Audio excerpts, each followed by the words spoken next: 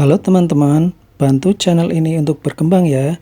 Klik tombol subscribe dan jangan lupa untuk like and share video ini. Terima kasih dan selamat mendengarkan.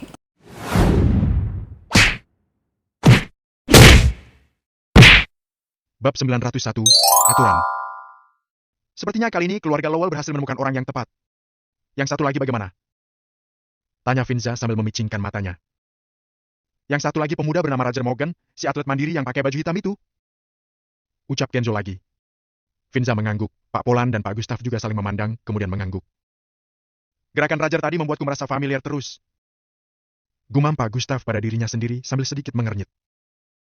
Semua gerakan seni bela diri diwarisi dari awal masa negara Nagon, jadi wajar saja kalau ada kesamaan. Mau berbuat bagaimanapun, mereka paling cuma bisa berdiri di samping saat berada di hadapan tiga keluarga besar seni bela diri. Ucap Pak Polan dengan acuh tak acuh sambil tersenyum miring.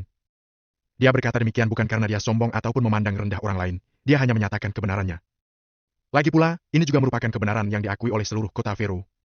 Tidak ada yang bisa melawan otoritas tiga keluarga besar seni bela diri, tidak ada satupun yang bisa.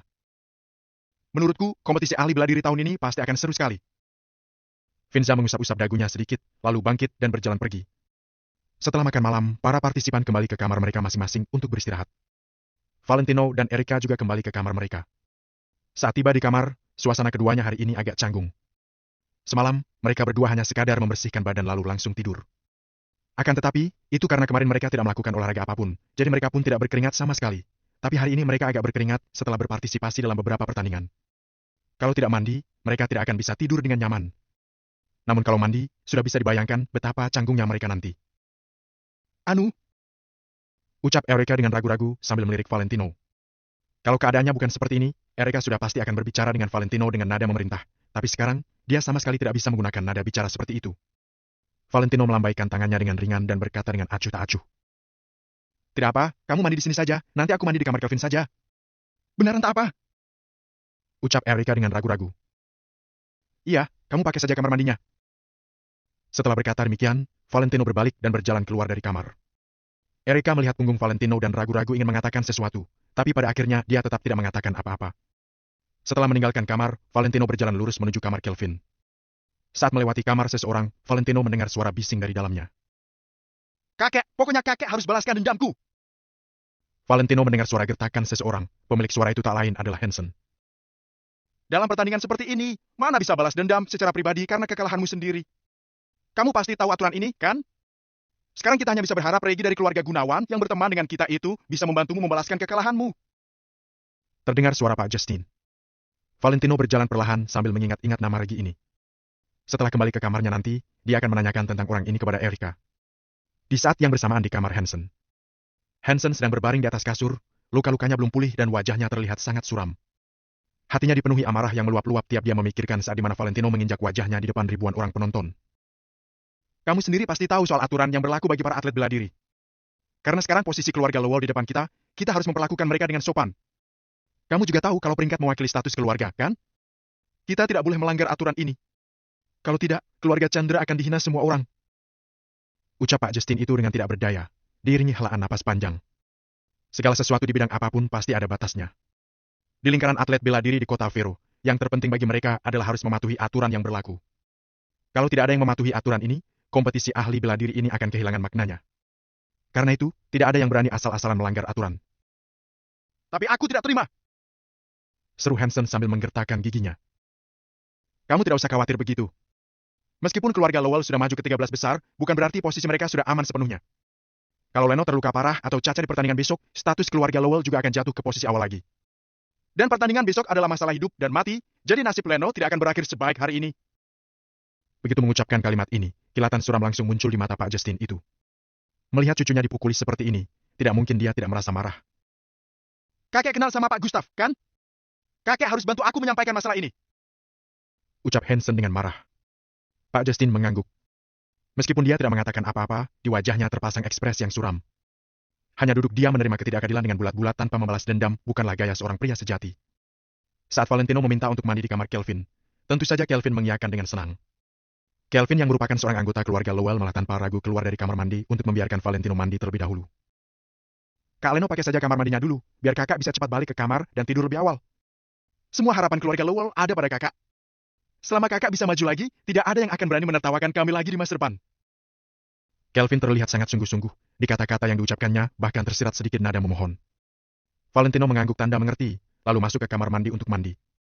Setelah pintu kamar mandi dikunci, Valentino perlahan melepas topengnya dan meletakkannya di samping dengan hati-hati. Meskipun dibuat dengan teknologi yang sangat canggih dan tidak sesak, topeng yang diberikan Luis ini tetap akan terasa tidak nyaman kalau dipakai terlalu lama. Valentino mandi dengan cepat, lalu dengan hati-hati memasang kembali topeng palsu itu di wajahnya. Dia memeriksa di cermin untuk memastikan bahwa topengnya terpasang dengan baik dan terlihat alami. Setelah itu, barulah dia keluar dari kamar mandi. Namun, Valentino tidak buru-buru kembali ke kamarnya, melainkan mengobrol santai dengan Kelvin dulu. Valentino tahu bahwa wanita biasanya memerlukan waktu yang agak lama saat berada di kamar mandi, jadi dia sengaja menunggu lebih lama di kamar Kelvin untuk menghindari rasa canggung. Setelah lewat 20 menit, barulah dia meninggalkan kamar Kelvin. Meskipun Kelvin sangat ingin bertukar ilmu bela diri dengan Valentino, dia akhirnya menyimpan niatnya tersebut agar tidak mengganggu waktu istirahat Valentino. Saat Valentino kembali ke kamar, Erika baru saja selesai keramas, jadi rambutnya masih basah. Badannya dibalut handuk mandi lebar yang membungkus tubuhnya dengan erat, sehingga yang terlihat hanyalah sebagian lehernya dan betisnya yang halus. Sepasang kakinya berayun dengan lembu di tepi kasur, seolah-olah sedang berkayuh. Kulit putihnya yang baru saja dibasuh air hangat terlihat amat merunah dan mulus. Saat melihat Valentino sudah kembali, mata Erika memancarkan aura aneh yang bercampur dengan perasaan ragu untuk berbicara. Apa? Karena Valentino baru saja melepas dan memasang kembali topengnya, dia terus merasa tidak tenang karena takut ketahuan. Bab 902, selamanya terpisah. Tidak apa, aku cuma merasa penampilanmu hari ini mengejutkan banget. Setelah terdiam beberapa saat, Erika mengucapkan kalimat itu dengan sangat serius. Valentino menggeleng-geleng, lalu berbaring di lantai dan menatap langit-langit sambil memikirkan ini itu. Erika duduk di tepi kasur dan memandang samping wajah Valentino tanpa mengatakan sepatah kata pun. Seluruh ruangan sunyi senyap, sehingga suasananya semakin canggung. Hati Erika tiba-tiba sedikit tergerak. Setelah dilihat-lihat, kalau dilihat dari samping, ternyata Leno lumayan tampan juga. Meskipun tampangnya sangat biasa, Valentino dapat memancarkan aura dan perasaan yang agak sesuatu. Tahu tidak? Matamu itu mirip banget sama seseorang yang aku kenal. Erika tiba-tiba terpikirkan Valentino di kota Neo, dia pun menghela napas. Valentino diam-diam ragu, dia tidak menerima sanggahan Erika itu. Erika menatap Valentino dengan tatapan kosong. Seolah sedang terperangkap jaring ingatannya sendiri, dia melanjutkan. Benar-benar mirip loh, seolah-olah kalian itu orang yang sama. Kadang pas aku lagi melihat mata kamu, aku langsung terpikirkan hal itu. Coba katakan, kenapa matamu sangat mirip dengan dia? Bukan cuma itu, nama belakangmu Wijaya, nama belakangnya juga Wijaya. Namamu belakangnya nomor, dia juga belakangnya nomor. Kemampuannya sangat kuat, siasatnya juga sangat hebat. Dia berhasil merubah sebuah kota 180 derajat sampai seisi kota itu hormat sama dia. Jadi, saat aku pertama kali bertemu sama kamu, menurutku kamu dan dia datang dari dunia yang berbeda. Kalian sama-sama berusia 20-an tahun, tapi dia sudah menjadi penguasa sebuah kota. Sedangkan kamu, demi hadiah 60 miliar saja kamu rela berlomba sampai hampir mati. Tapi setelah sudah akrab sama kamu, ada juga banyak hal tentang kamu yang aku rasa lumayan. Dan bagian-bagian itu juga sama kayak yang aku sukai dari dia. Jujur, aku tidak pernah menyangka bahwa anak buangan yang mengendarai Volkswagen Sentena ini ternyata orang paling kaya di lingkaran bisnis kota Vero dan juga seorang raja dunia mafia. Bahkan di lingkaran seni bela diri di kota Vero juga, kamu ternyata sehebat itu. Erika berbicara panjang lebar tanpa peduli apakah Valentino mendengar ocehannya atau tidak. Pokoknya dia hanya terus berbicara pada dirinya sendiri. Valentino diam-diam menghela napas. Dia sudah tahu bahwa yang dibicarakan Erika adalah Valentino dari kota Neo. Dia tidak bisa memahami sikap Erika yang begitu teguh. Dia bahkan belum pernah bertemu langsung dengan Valentino, tapi dia sangat demen dengannya. Apa benar ada wanita seperti itu di dunia ini? Mungkin dia adalah seorang penggemar yang memujanya. Erika terus dimanja sedari kecil, jadi pria biasa hampir tidak mungkin mencapai standarnya. Oleh karena itu, Valentino dari kota Neo yang dengan tiba-tiba menembus hatinya itu membuat Erika tidak bisa melupakannya. Valentino mengusap ujung hidungnya sambil menjawab dengan suara kecil. Ada beberapa hal yang memang ditakdirkan tidak bisa berhasil. Erika tercengang saat mendengar kata-kata itu. Dia pun melirik Valentino dengan heran, di matanya tersirat sedikit kecurigaan. Dia tidak bisa mengesampingkan perasaan yang mengatakan bahwa pemuda bernama Leno ini menyimpan begitu banyak rahasia. Kemisteriusan Leno membuat Erika ingin mengetahui semua seluk-beluk dirinya. Leno, menurutmu jarak yang paling jauh di dunia itu apa? Tanya Erika. Valentino tidak menjawab. Selama Angel tidak berada di sisinya, dia pasti akan merasa jauh dan kesepian. Jarak paling jauh di dunia ini adalah jarak antara surga dan dunia manusia yang selamanya terpisah. Mungkin ada orang yang kamu sayangi yang senantiasa kamu rindukan, tapi suatu saat nanti, pada akhirnya kalian pasti akan bertemu juga. Tapi ada beberapa orang sudah meninggalkan dunia ini selamanya. Jadi bagaimana caranya aku bertemu orang itu lagi? Nada bicara Erika bagaikan orang yang tersesat. Semakin lama dia berbicara, semakin kecil pula suaranya.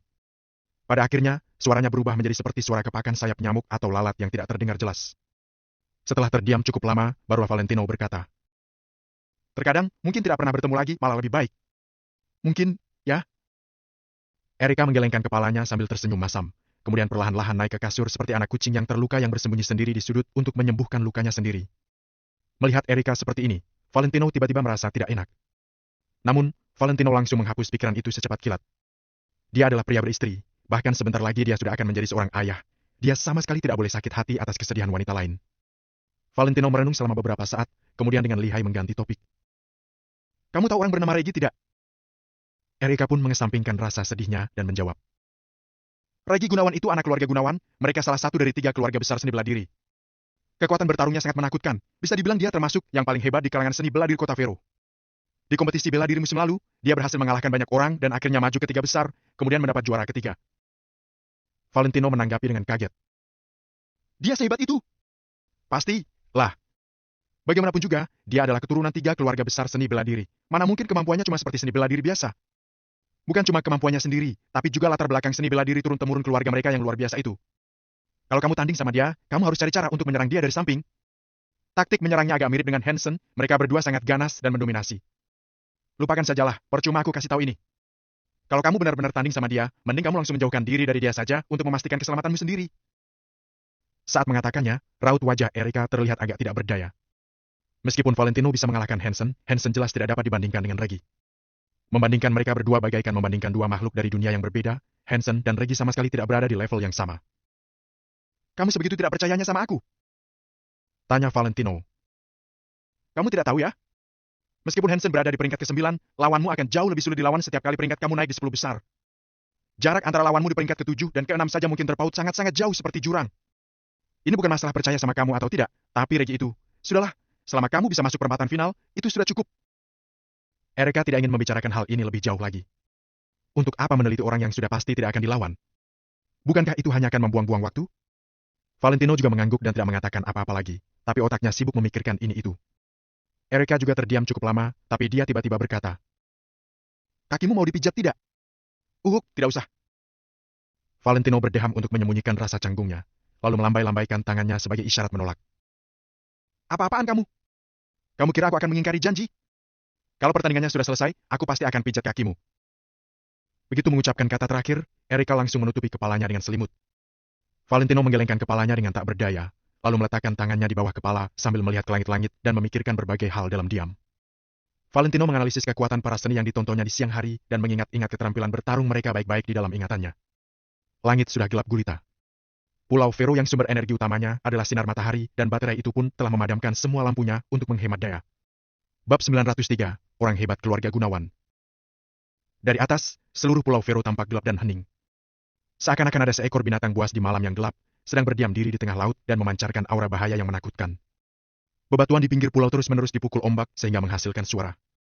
Seberang perairan adalah kota Vero yang masih terang benderang. Kota Vero dan Pulau Vero bagaikan 2 dunia berbeda yang dipisahkan oleh lautan. Pulau Vero mengagungkan seni bela diri, sedangkan kota Vero mengagungkan kehidupan mewah. Setiap orang memiliki tujuan masing-masing. Wilayah yang berbeda memiliki kebutuhan yang berbeda. Pada saat ini, di dalam manor keluarga Gunawan, distrik Bevan, kota Vero, 40 pria kekar sedang berdiri di halaman. Semua pria kekar ini berotot dan memancarkan aura garang. Otot mereka menonjol, membuat baju mereka terlihat ketat. Mereka sepertinya sangat kuat. Pada saat ini, tidak ada yang berbicara, semuanya berdiri diam di tempat. Tiba-tiba seorang pemuda yang juga berbadan kekar berjalan menuju halaman. Pemuda itu berpakaian hitam. Baju hitamnya yang tak berlengan dan agak kecil itu membuat garis-garis ototnya terlihat lebih menonjol. Dia terlihat amat kuat. Tatapan pemuda itu tampak tenang, tapi di baliknya tersembunyi kesombongan. Seolah-olah dunia ini bukanlah apa-apa baginya. Tuan Muda Regi, saya sudah mengumpulkan mereka. 40 orang ini adalah master yang belakangan ini muncul di ring tinju bawah tanah kota Vero. Semuanya sangat hebat, mereka bahkan tidak kalah dari seniman bela diri tingkat menengah keluarga kita. Seorang pria tua berjalan menghampiri Regi, kemudian dia memberi laporan sembari menangkupkan tangannya. Regi mengangguk, dia melirik semua orang itu. Kemudian, dia berjalan ke ruang bela diri khusus yang terletak di samping. Orang tua itu mengayunkan tangannya ke arah 40 orang itu, kemudian dia membungkukkan badannya dan berdiri di samping. Dia mengambil alat penghitung waktu, kemudian menekan tombol mulai. Dia tidak berani pergi melihat kondisi di dalam ruangan itu lagi. Bam! Pintu ruang bela diri telah ditutup, orang di luar sama sekali tidak bisa melihat kejadian di dalam. Bam! Bu! Ah! Tak lama kemudian, terdengar suara hantaman keras disertai dengan jeritan dari dalam. Ayo! Yang tidak menggunakan semua kekuatannya, dia akan mati. Terdengar suara arogan yang menakutkan milik Regi. Bam! Bam! Bu! Plak! Selanjutnya, terdengar suara hantaman lagi. Brak! Prang! Tiba-tiba, kaca ruang bela diri pecah. Seorang pria kekar telah dilempar keluar dari dalam. Kaca pecah tersebut pun mengenai badan pria kekar itu, sehingga sekujur badannya penuh dengan darah. Bam! Sementara itu, sesekali tetap bisa terdengar suara hantaman dari dinding dan pintu ruang bela diri. Seolah-olah sedang terjadi pertarungan sengit di dalam ruang bela diri. Bam! Tiba-tiba pintu ruangan ditendang, Regi pun berjalan keluar. Tatapannya terlihat sangat angkuh, dia sama sekali tidak lelah dan badannya tidak terluka sedikit pun. Sedangkan di dalam ruang bela diri, 40 pria kekar yang katanya merupakan master ring tinju bawah tanah sudah tergeletak di lantai. Tidak ada seorang pun dari ke-40 orang itu yang berdiri. Semuanya tergeletak sambil meringis kesakitan. Orang yang kamu cari terlalu lemah, ucap Regi. Iya, Tuan Muda Regi, lain kali aku pasti akan mencari yang lebih kuat, ujar orang tua itu sembari mengangguk. Regi memanyunkan bibirnya dengan tidak senang, kemudian dia berjalan keluar. Besok sudah tiba giliran Regi untuk mengikuti kompetisi ahli bela diri. Dia tidak akan meremehkan hal ini. Sebagai kontestan peringkat 3 teratas, dia dapat menikmati beberapa hak istimewa, jadi dia boleh saat ini baru pergi. Namun, kalau Regi ingin mempertahankan hak istimewanya yang sekarang, dia harus mempertahankan peringkatnya di kompetisi ahli bela diri. Berapa rekor Tuan Muda Regi kali ini? Tanya seseorang di samping. Orang tua itu melihat alat penghitung waktu di tangannya, kemudian menjawab dengan kaget. 2 menit lewat 4 detik. Apa? Dia mengalahkan 40 orang dalam waktu 2 menit. Apakah dia menghajar 20 orang dalam 1 menit, yang berarti 1 orang dalam 3 detik? 40 orang itu bukan orang biasa, loh. Seru orang di samping. Orang tua itu juga sangat kaget. Dia pun berkata, kemarin Tuan Muda Regi menghabiskan waktu sekitar 2 menit untuk mengalahkan 20 orang. Hanya dalam beberapa hari, kemampuannya sudah meningkat pesat. Cepat sekali. Keluarga Gunawan punya orang hebat. Semakin orang tua itu berbicara, dia semakin merasa kagum kepada Regi. Bisa dikatakan kemampuan Regi tidak kalah dari master senior keluarga Gunawan. Target Tuan Muda Regi adalah mengalahkan ratusan orang dalam 3 menit sebelum akhir tahun. Dengan kondisinya yang sekarang, kurasa tidak lama lagi dia akan berhasil. Ujar orang tua itu sembari menghela napas panjang. Setelah meninggalkan kediaman keluarga Gunawan, Regi pergi ke pelabuhan pantai. Dia naik perahu motor menuju ke Pulau Vero. Di permukaan laut yang gelap, terdengar suara perahu motor yang keras. Keesokan harinya, semua orang berkumpul lagi di pusat Pulau Vero. Hari ini akan diadakan babak repechage untuk menentukan finalis. Sedangkan hari terakhir akan digunakan untuk melaksanakan pertandingan final. Karena babak repechage membutuhkan banyak waktu, jadi Kenzo tidak membuang-buang waktunya. Setelah semuanya hadir, dia mulai mengumumkan daftar pertandingan. Selanjutnya, 7 dari 13 orang akan terpilih untuk pertandingan kualifikasi. 6 tim akan saling berlawanan, sedangkan 1 orang akan langsung naik ke pertandingan kualifikasi. Setelah 7 seniman bela diri lolos, Regi dari keluarga Gunawan akan bergabung. Ke-8 orang tersebut pun menduduki peringkat 8 besar, kemudian kami akan menjalankan pertandingan kualifikasi selanjutnya. Tidak ada orang yang di bawah menentang perkataan Kenzo. Sangat wajar kalau 3 pemenang peringkat teratas dari kompetisi ahli bela diri tahun sebelumnya mendapatkan hak istimewa seperti ini. Mereka tidak perlu mengikuti audisi dan pertandingan kualifikasi sebelumnya. Mereka melainkan bisa langsung bertanding dari 10 peringkat teratas.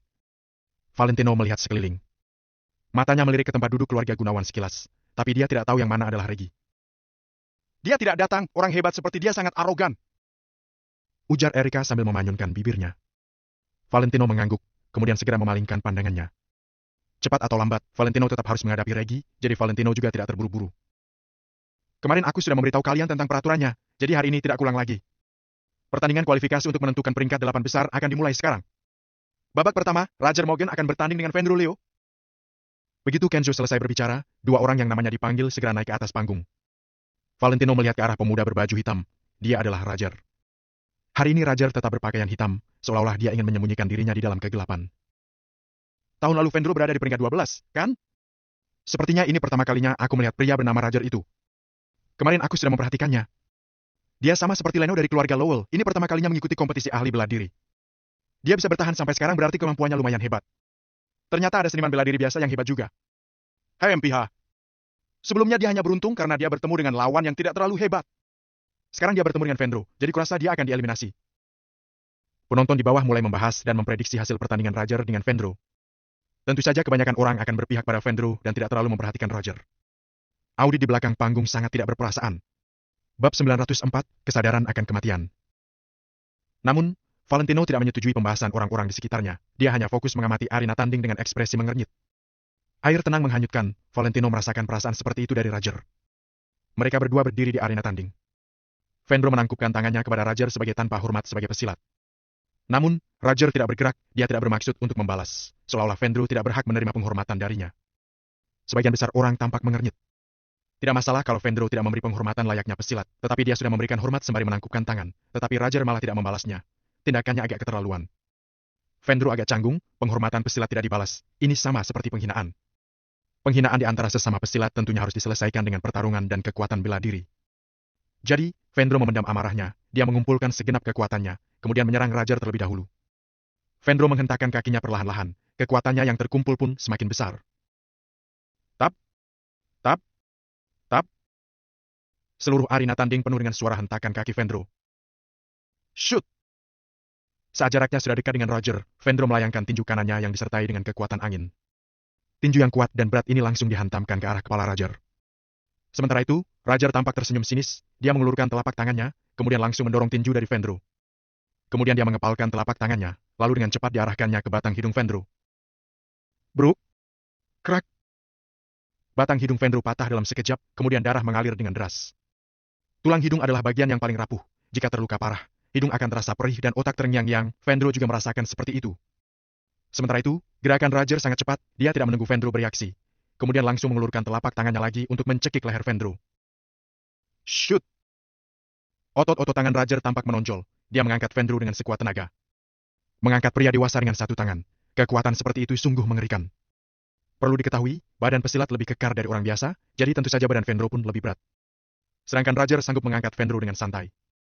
Wajah Fendro memerah, dia menangkap telapak tangan Roger dengan kedua tangannya, berusaha untuk melepaskan dirinya dari cekikan Roger. Namun, sama sekali tidak berguna. Fendro tampak kesulitan untuk bernapas dan seperti akan kehabisan napas. Kamu sudah menyinggungku, maka kamu harus mati. Roger tertawa sinis, dia masih mengangkat Fendro dengan tinggi dan telapak tangannya masih mengeluarkan tenaga. Fendro ingin mengaku kalah, tetapi saat ini lehernya dicekik dengan kuat, dia bahkan sulit untuk bernapas, sama sekali tidak bisa berbicara. Tiba-tiba, seorang tetua berdiri di panggung setinggi 5 meter, kemudian berteriak dengan keras ke arah arena tanding.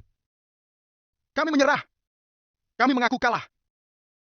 Semua orang memahami peraturan untuk mempertahankan nyawa. Dalam bertanding, selain kemenangan, asal bisa mempertahankan nyawa, maka masih punya harapan. Namun, kalau kehilangan nyawa atau menjadi cacat, maka tidak akan bisa bangkit lagi di dunia persilatan. Jadi, kepala keluarga Liu sudah tidak bisa duduk diam. Kenzo tidak berbicara. Kalau peserta tidak bisa berbicara, maka keluarga di belakangnya berhak membantunya membuat keputusan untuk mundur dari pertandingan. Namun, Roger yang berada di arena tanding masih tidak bermaksud untuk berhenti. Bukan hanya tidak berhenti, dia bahkan mengumpulkan segenap kekuatannya di bagian lengannya. Dia memutarkan tangannya yang mencekik leher Fendro. Krak! Terdengar suara keretakan, Fendro membelalakan matanya, kemudian berhenti melawan, badannya pun melemas. Roger melepaskan tangannya, Fendro terjatuh ke lantai, kepalanya miring ke arah yang tidak wajar. Sekarang Fendro jelas-jelas sudah tidak bernapas. Fendro sudah tewas. Pada saat ini, seluruh ruangan menjadi hening. Pada kompetisi ahli bela diri tahun ini, dari audisi sampai sekarang, baru ini pertama kali ada orang yang tewas. Setelah pertandingan peringkat 13 besar, memang ada peraturan yang tidak mempermasalahkan tewasnya peserta, tetapi kecuali mereka memiliki dendam kesumat, kalau tidak, jarang ada orang yang akan bertindak kejam seperti itu. Kalau ada yang tewas, masalah ini tidak ada jalan mundur lagi, juga akan menambah musuh untuk dirinya sendiri. Jadi, jarang ada orang yang akan membunuh lawannya. Pada dasarnya, mereka hanya sekadar bertanding untuk menentukan kemenangan saja. Namun, Roger sama sekali tidak peduli, dia membunuh Fendro begitu saja tanpa ragu. Sekujur tubuhnya memancarkan aura bengis yang sangat menakutkan. Dasar brengsek! Kami sudah mengaku kalah, apa kamu tidak mendengarnya? Kepala keluarga Leo marah besar, begitu melihat Fendro yang sudah tewas, amarahnya semakin membludak. Kalau sudah naik ke arena tanding ini, maka harus ada kesadaran akan kematian. Apakah peraturan ini masih perlu kuajarkan padamu? Ujar Roger dengan suara serak dan ekspresi arogan. Begitu mendengar perkataannya, tidak ada orang yang bisa membantah. Meskipun perasaan Kenzo tidak enak, tetapi dia tetap mengumumkan. Roger masuk ke peringkat 8 besar, Fendro dieliminasi. Aku berharap para pesilat cukup bertanding secara sehat, karena setiap kehilangan satu pesilat, semua itu merupakan kerugian bagi dunia persilatan Kota Vero. Ujar Kenzo sembari melirik Roger. Jangan terburu-buru, ini hanya permulaan saja. Selanjutnya aku akan membunuh satu persatu orang. Ujar Roger dengan nada sinis, kemudian berjalan turun dari arena tanding. Perkataan bengis itu bahkan membuat Finza mengernyit. Finza dan dua orang lainnya saling menatap, tetapi tidak berbicara. Dunia persilatan di Kota Vero sudah membesar, jadi tentu saja ada berbagai macam sifat pesilat. Segera setelah itu, ada orang yang mengangkat jasad Vendro turun. Pertandingan kualifikasi 8 besar pun dilanjutkan. Setelah Roger, pertandingan kualifikasi selanjutnya sangat sulit menentukan menang dan kalahnya peserta. Peserta yang bisa masuk ke peringkat 13 teratas, tentunya memiliki kemampuan yang tidak biasa. Kalau pertandingan sebelumnya bisa mengandalkan nasib, maka semakin ke belakang, kegunaan nasib akan semakin kecil. Karena meskipun bernasib baik, kemampuan lawan terlihat sangat jelas. Kalau kemampuanmu kurang, kamu akan dijatuhkan. Pada saat ini, keluarga Lowell menaruh segenap harapan mereka pada Valentino. Kelvin dan Erika sudah dieliminasi. Peserta dari keluarga Lowell hanya tersisa Valentino. Pertandingan kualifikasi selanjutnya, Leno dari keluarga Lowell bertanding dengan Gultom dari keluarga Charlie. Seiring dengan pengumuman dari Kanzo, Valentino akhirnya menghadapi pertandingan kualifikasinya sendiri. Begitu mendengar nama ini, orang-orang dari keluarga Lowell, termasuk Hugo, semuanya menghela napas lega. Sudah pasti menang. Kali ini pasti menang. Bab 905, reputasi sangat penting bagi seseorang. Leno, Gultom itu peringkat ke-10 dalam kompetisi ahli bela diri terakhir. Dia seharusnya tidak sekuat Hansen, jadi kamu tidak perlu terlalu gugup.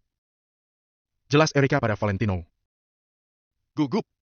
Bahkan menghadapi 3 master teratas pun, aku tidak akan gugup. Valentino tersenyum acuh, kemudian melangkah ke atas ring dengan cepat. Sedangkan kontestan terpilih dari keluarga Charlie itu naik dengan wajah masam. Leno bahkan bisa mengalahkan Hansen dengan mudah. Gultom ingin melawan Leno, bukankah dia sedang cari mati? Sebelum pertarungan dimulai, Gultom sudah merasa takut. Dalam keadaan seperti ini, mustahil jika Gultom ingin mengalahkan Valentino. Gultom berdiri di atas ring. Dia saling bertatapan dengan Valentino selama beberapa detik, lalu mengukur perbedaan kekuatannya dan Valentino dengan saksama. Semakin Gultom mengukurnya, dia menjadi semakin tidak yakin. Pada saat berikutnya, Gultom menolehkan kepala dan memandang ke atas panggung. Pak Urwin yang berada di atas panggung tinggi tidak bisa menahan diri untuk menghela napas panjang. Dia menggelengkan kepala sembari berkata, "Pak Hugo, kalian sudah menemukan menantu yang baik. Hehe. Lumayan." Hugo tertawa. Saat ini, Pak Urwin merasa tertekan. Gultom menatap Orwin, tentu saja untuk meminta pendapatnya. Gultom tahu bahwa Valentino bisa mengalahkan Hansen dengan mudah. Membiarkan Gultom bertarung bukankah sama saja dengan mengantarkannya pada kematian? Bagaimanapun juga, Pak Orwin sudah belajar dari Vendro. Jadi, Orwin juga tidak berani membiarkan Gultom bergerak begitu saja.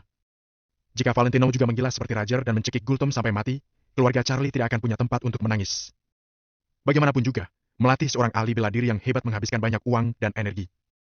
Meskipun dikatakan bahwa ahli bela diri harus bertarung, bodoh jika sudah tahu tidak bisa menang, tapi tetap bertarung.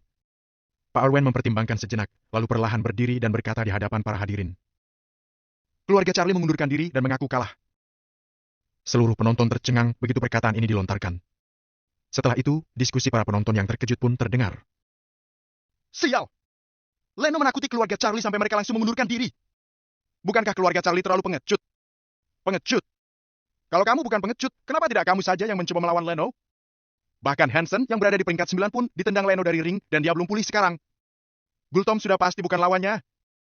Bukannya keluarga Charlie yang pengecut, tapi kekuatan Leno yang terlalu besar. Semua orang pun mengomentari hal ini. Tanpa disadari, Leno yang awalnya hanya orang kecil yang tidak dikenal, kini telah memiliki kekuatan yang besar. Reputasi sangat penting bagi seseorang. Nama Leno kini sudah memiliki kekuatan yang pantas diterimanya. Hanya dengan berdiri di atas ring, Leno sudah menakuti musuh dan membuatnya mengundurkan diri.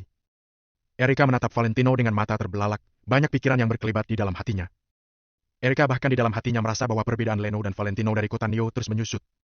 Leno semakin kuat dan namanya semakin terkenal. Dia akan menyusul Valentino dari kota Neo.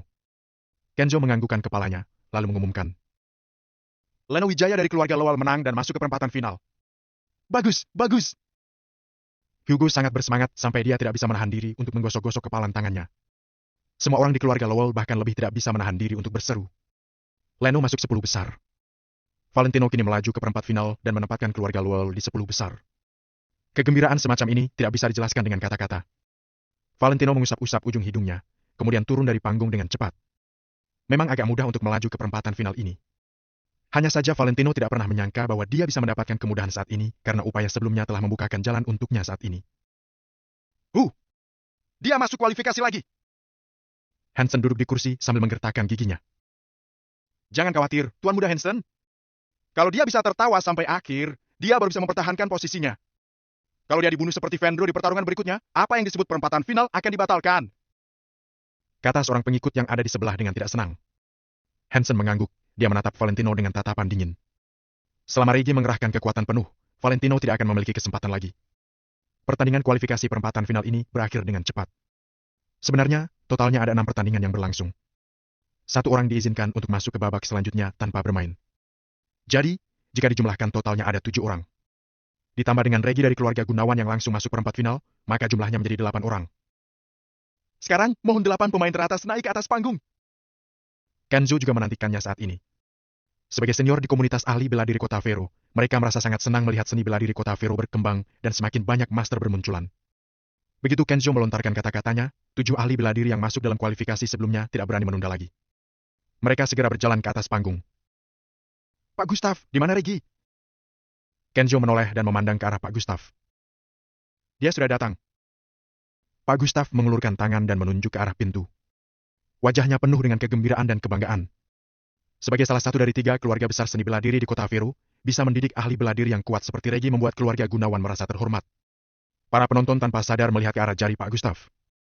Mereka melihat seorang pemuda kekar yang berjalan masuk secara perlahan. Pakaian pemuda itu pas dengan tubuhnya, rambutnya pendek, ada keangkuhan di wajahnya yang sudah menjadi kebiasaannya. Ketika orang-orang besar itu muncul, banyak pengawal yang ikut di belakang mereka yang membuat aura mereka menjadi sangat kuat. Sedangkan pemuda ini melangkah ke arena sendirian, tapi auranya luar biasa. Seolah dia bisa menentang aura puluhan bahkan ratusan orang sendirian. Pemuda itu sama sekali tidak merasa gugup saat menghadapi tatapan ribuan penonton. Dia tetap berjalan ke atas ring dengan ekspresi angkuh. Langkah kaki pemuda itu sangat stabil, dia tampak energik, setiap langkahnya kuat dan mengesankan. Valentino sedikit memicingkan matanya di atas panggung. Dalam hatinya, dia tahu bahwa pemuda itu sepertinya Regi. Orang awam menonton keseruan, profesional melihat kecakapan. Seorang ahli bela diri yang sebenarnya bisa terlihat dari cara berjalannya. Dengan penglihatan Valentino, dia dapat melihat bahwa kemampuan tubuh bagian bawah Regi sangat stabil dan kekuatan tubuh bagian atasnya juga sangat kuat. Sangat sulit bagi ahli bela diri biasa untuk mencapai perkembangan yang seimbang dan menyeluruh. Sedangkan Regi sudah sangat dekat dengan tahap ini. Tidak mudah. Valentino memicingkan matanya dan memberi penilaian ini pada Regi di dalam hatinya. Banyak orang memandang Regi dengan kagum. Beberapa gadis bahkan memandangnya dengan mata berbinar. Regi termasuk dalam 3 master teratas generasi muda di komunitas ahli bela diri Kota Vero yang hanya berjarak 2 tingkat dari posisi tertinggi. Kenzo berdeham setelah Regi melangkah ke atas ring. Kalian semua bisa berdiri di ring ini saat ini setelah melewati berbagai seleksi. Kalian ada 10 besar ahli bela diri dalam komunitas ahli bela diri Kota Vero. Masa depan komunitas ahli bela diri Kota Vero juga menjadi milik kalian. Setelah Kenzo melontarkan kata-kata itu, seluruh hadirin bertepuk tangan dengan antusias.